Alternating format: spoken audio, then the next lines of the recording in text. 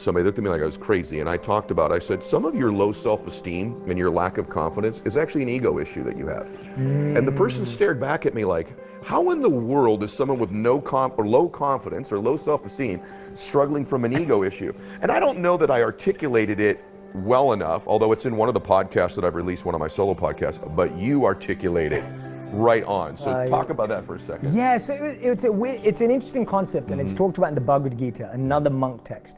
And in the book, it talks about how like ego is demonstrated in two ways.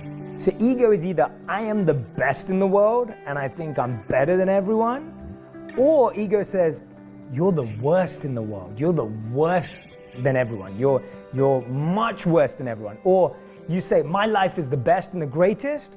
My life is the worst, right? My life is far worse than anyone else. So the ego likes to push you to the extreme.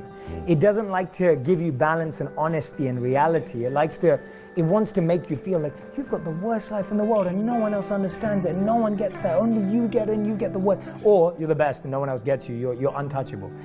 And people miss that. Yes. They're like, how does that make sense? Exactly like you said. But it does make sense because the ego wants to be the top or the bottom.